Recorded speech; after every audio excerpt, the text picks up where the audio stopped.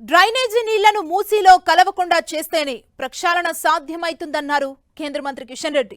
Drainage సంగతి తేల్చకుండా పేదల ఇల్లు కూల్చడం దేనికంటూ ప్రభుత్వాన్ని నిలదీశారు. పేదలు నివాసముంటున్న ఇళ్లపై రేవంత్ కన్ను పడిందన్నారు. రియల్ ఎస్టేట్ వ్యాపారం చేసేందుకే మూసీ ప్రక్షాళన అంటున్నారన్నారు. పేదల జోలికి వెళ్లకుండా మూసీ పునర్జీవం చేయాలన్నారు కిషన్ రెడ్డి.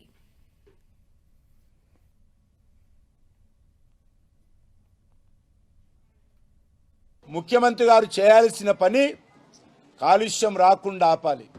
ముఖ్యమంత్రి గారు చేయాల్సిన పని డ్రైనేజీ నీళ్ళు హైదరాబాదులో అపార్ట్మెంట్లలో లేకపోతే బస్తీలలో కమర్షియల్ కాంప్లెక్స్లలో ముఖ్యమంత్రి గారు సెక్రటరియట్లో వాడేటువంటి నీళ్లు కానీ, ముఖ్యమంత్రి గారు ఇంట్లో వదులుతున్నటువంటి నీళ్లు కానీ, మంత్రుల కాలనీల్లో వదులుతున్నటువంటి నీరు కానీ, డ్రైనేజ్ అంతా కానీ ఇక్కడ కలుస్తుంది. మొత్తం మల్టీనేషనల్ కంపెనీలు ఏవైతున్నాయో ఆ కంపెనీలు వదులుతున్నటువంటి డ్రైనేజ్ నీళ్ళన్నీ కూడా ఇక్కడనే కలుస్తున్నది. మా ఇంటి నుంచి కూడా డ్రైనేజ్ ఇక్కడికి కలుస్తున్నది. కాబట్టి దాని సంగతి ఏంది, ఆ సంగతి తేల్చకుండా మూసి బాగుపడదు. కాబట్టి దానికి మీరు కార్యాచరణ ప్రణాళిక రూపొందించండి. ముందు చేయాల్సిన పనిది ముందు ఇల్లు కూలగొట్టడం కాదు.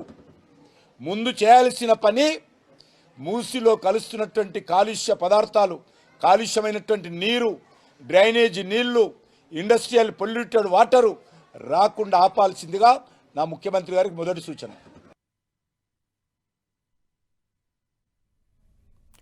ఇటు సీఎం రేవంత్ రెడ్డి సవాల్ని స్వీకరించిన బీజేపీ నేతలు మూసీ పరివాహక ప్రాంతాల్లో బస చేశారు. మూసీ నది వెంట 20 ప్రాంతాల్లో 20 మంది నేతలు బస్తీ నిద్ర చేశారు. కేంద్ర మంత్రి కిషన్ రెడ్డి గోల్నాకా డివిజన్లోని తులసీరామ్ నగర్ బస్తీలో కిషన్ రెడ్డి రాత్రి నిద్ర చేశారు. నిన్న తులసీరామ్ నగర్కు వచ్చిన కిషన్ రెడ్డి స్థానికులతో మాట్లాడారు. రచ్చబండ నిర్వహించి స్థానికుల సమస్యలను అడిగి తెలుసుకున్నారు. ఇక రాత్రయ్యాక స్థానికంగా ఉండే శంకరమ్మ ఇంట్లో కిషన్ రెడ్డి బస్తీ నిద్ర చేశారు. అక్కడ భోజనం కూడా చేశారు.